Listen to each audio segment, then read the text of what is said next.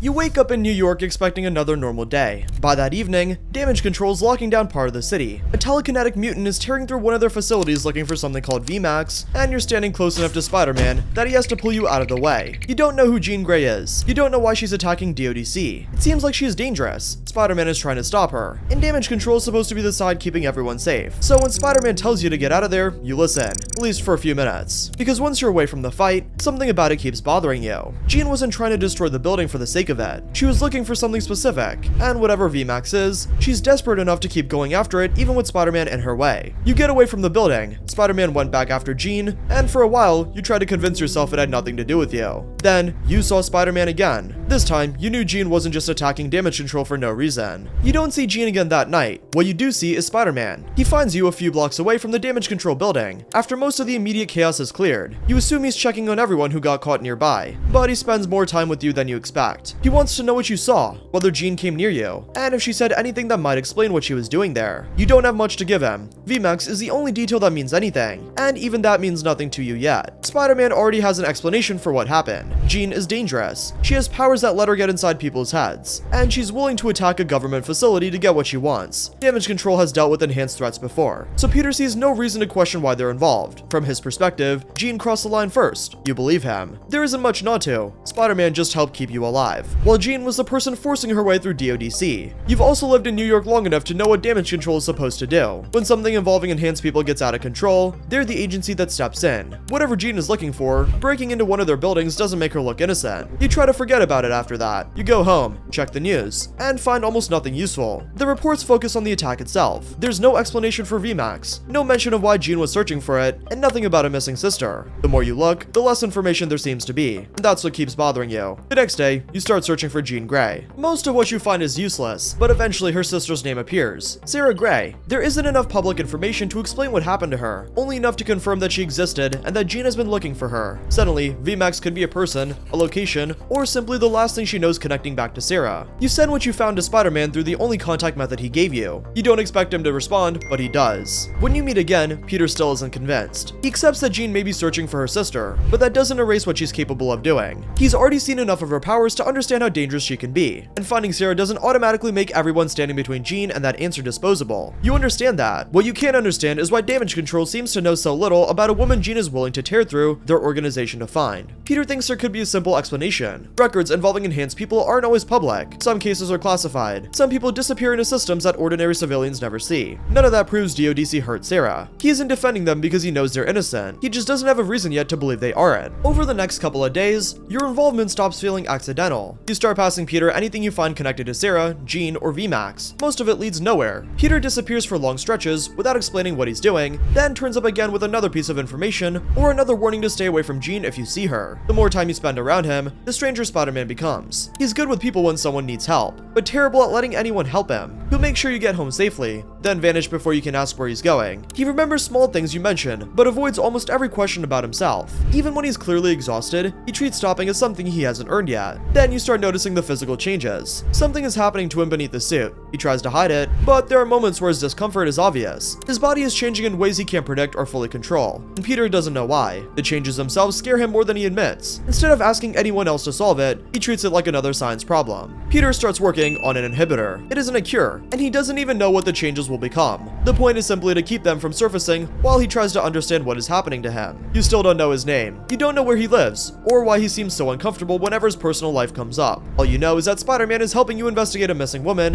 while quietly trying to stop something inside his own body from changing. Neither problem feels connected yet. Jean is the one who changes that. You see her again before Peter does. This time, there's no damage control building between you. You spot Jean before she notices you. She's alone this time, moving through the city, without the chaos that surrounded her at damage control. There's no agents nearby, or Spider-Man, and there's no obvious reason for you to stay. You know what she can do. Peter has warned you more than once not to get too close to her, but you stay anyway. Jean recognizes you from the DODC incident. For a moment, nothing happens. Then you feel the pressure in your head. It isn't painful mean exactly? Your memories come at her without your permission. The damage control building. Spider-Man pulling you out. The searches you've done since then. Sarah's name on your screen. Jean sees enough to understand that you've been looking for her. What surprises you is what you get back. You don't see everything in her head, but you understand enough to realize Peter has been wrong about one part of this. Jean isn't chasing VMAX because she wants power. She's chasing it because it's tied to Sarah. It was the last clue her sister left behind, and Jean has been following it because she has nothing else. That doesn't make Jean safe. When she leaves your mind, you're still standing there. You expect her to threaten you or to try to force information out of you, but she doesn't need to. She already knows what you know. You ask about Sarah. Jean's reaction tells you more than an answer would. She doesn't know where her sister is. She doesn't know if Sarah is alive. She only knows that damage control is connected to whatever happened, and that VMAX is the one thing she has left to follow. When Spider-Man arrives, Jean is already gone. He can tell something happened. You don't need to explain the pressure in your head before he starts asking if she touched your mind. The concern in his voice is immediate. He checks that you are still yourself, that you can remember where you are, and that Jean didn't leave anything behind. You tell him what you learn. Peter listens, but it doesn't change his position as much as you expect. Jean searching for Sarah explains her motive. It doesn't erase what she's doing to get there. If she can enter your mind that easily, then she can do the same thing to other people. Peter has no way of knowing how far she'll go if she thinks someone is keeping Sarah from her. He still sees Jean as the immediate danger. You start seeing damage control as a bigger question. That creates the first real disagreement between you. Peter thinks you're getting too close to someone who can manipulate people without touching them. You think he's giving DODC too much trust just because they're a government agency he's worked with before. But neither of you has enough proof to settle it, so you keep investigating. Peter does too, even if he pretends he's only checking Jean's story. That's when Yelena Belova enters the situation. She's already been vaguely looking into damage control from another angle, and unlike Peter, she doesn't need much convincing that something inside the agency could be rotten. She doesn't trust Jean either, but she cares more about whether the facts line up over who looks like the villain from the outside. Sarah Gray existed. Damage control has records connected to her. Those records aren't where they should be. Every time you find something useful, another part is missing. Peter stops calling it coincidence. He still won't say DODC is responsible. The certainty he had before is gone.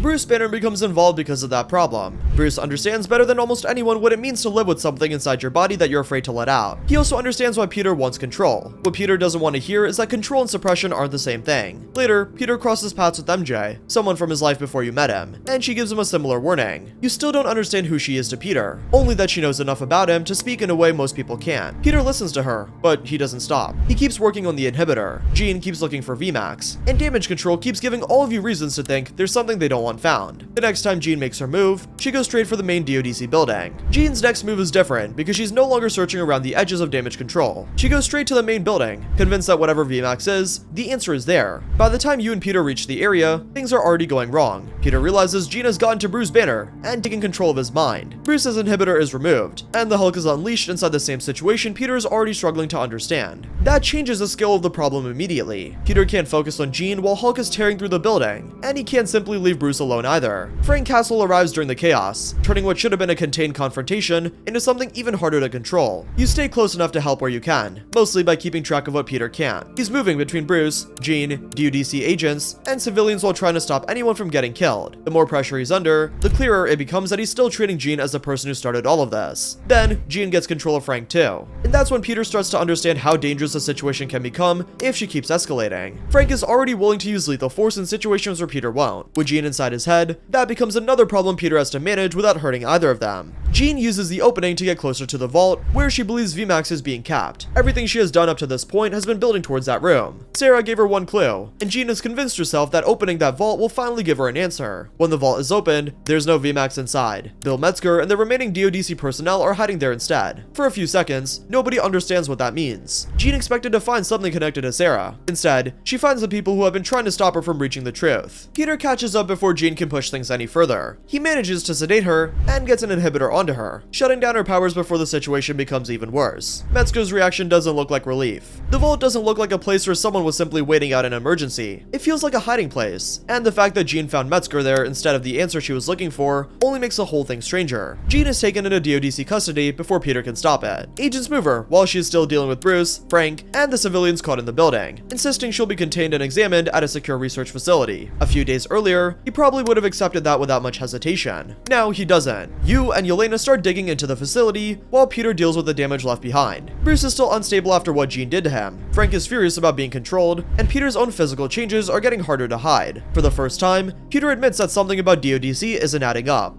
You trace the VMAX clue through records connected to Sarah. The name never appears as a person, a weapon, or a classified project. There's simply no evidence that DODC ever had anything officially called VMAX. Then you find the piece everyone else missed. Buried in an old facility inspection file is a damaged photograph from the research wing where Sarah was held. Most of the label on one of the vents has been torn away, but enough remains to reconstruct the word VentMax. Only part of the name has been visible, leaving VMAX as the last thing Sarah could identify. That vent was inside the same research facility where DODC had taken her. Sarah wasn't being protected there. She was being experimented on. She died inside that facility. Everything Jean has been doing suddenly fits together. She wasn't trying to steal a DODC weapon. She had been chasing the last clue her sister left behind because it was the only thing that could lead her back to the place where Sarah disappeared. And without you finding that photograph, Peter would still be looking for something called VMAX while Jean remained in DODC custody. Peter understands what that means for him too. He trusted damage control. He helped stop Jean. He put the inhibitor on her himself. And while he was occupied with the chaos that followed, the same organization responsible for Sarah's death took Jean into another research facility. The mistake is personal now. Peter doesn't waste time defending himself. He starts working with you and Yelena to get Jean out before DODC can do to her what they did to Sarah. The problem is that Jean learns the truth before you can reach her. By the time you reach the research facility, Jean already knows what happened to Sarah. DODC took her sister, experimented on her, and let her die inside the same system Jean had spent the entire movie trying to get answers from. Jean then stops looking for information because there's nothing left to find. Sarah is gone, and the people responsible are still standing in front of her. The grief hits harder than anything Peter has seen from her before. Jean's power spreads out across New York. People begin freezing where they stand as she reaches into their minds, on a scale that makes everything she did earlier look small. Huge parts of the city become trapped inside the same psychic event, unable to move while Jean's anger and grief keep pushing outward. Peter knows that he has to reach her, but there's a problem he already understands better than anyone else. Jean can get into almost anyone's head. She did it to Bruce. She did it to Frank. She did it to you. She still can't get into his. Whatever is happening with Peter's spider sense makes his mind harder for Jean to reach. Under normal circumstances, that would be an advantage. But now, it's getting in the way.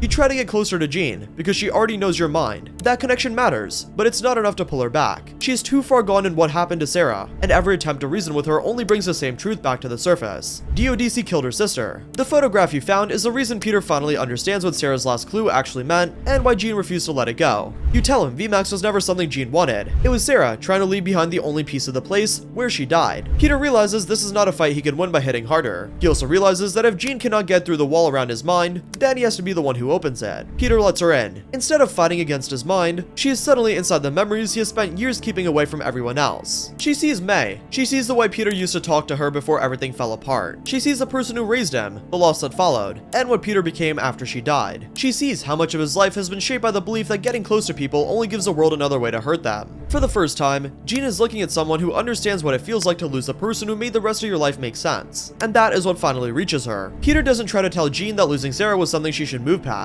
He understands too much to do that. What he shows her is that grief does not have to mean isolation, and that losing someone does not mean every connection after that has to be pushed away. Jean sees that Peter has been doing exactly that to himself. The same thing she has been doing in a different way. Peter has spent years shutting people out because he thinks this is how he protects them. He has been trying to suppress the physical changes happening inside his own body for the same reason.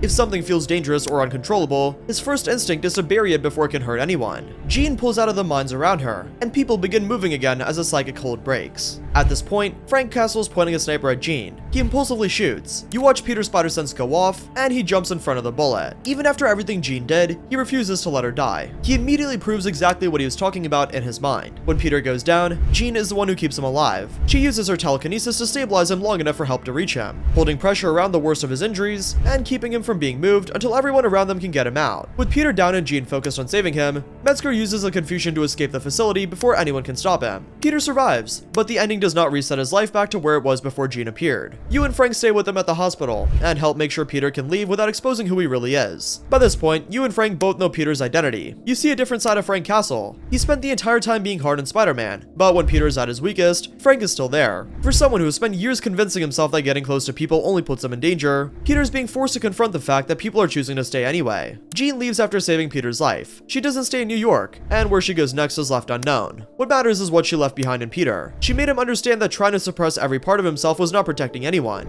His body has been changing for the last few weeks, and he had spent a lot of that time trying to stop it with technology. Bruce and MJ had already warned him that forcing something natural back down could make things worse. But you and Jean are the people who make that lesson personal. Bruce's situation does not quietly reset either. After what happened when Jean controlled him and removed his inhibitor, he steps away to recover and work out what the transformation did to him instead of immediately returning to normal. By the end of Brand New Day, you haven't replaced Spider-Man, stayed in New York by yourself, or become the strongest person in the city. What you changed was smaller and probably more important. You were there when Peter trusted the wrong people. You were there when Gene stopped being a threat and became someone he understood. You saw Peter nearly lose himself trying to suppress everything he thought made his life dangerous, and you stayed long enough to watch him finally stop doing that. Now Gene is gone, Metzger is still out there, MJ and Ned may be starting to remember pieces of what they lost, and Peter isn't living like he has to face all of it alone, because this time, when Spider-Man swings back into New York, there's someone waiting to help him, and that's you.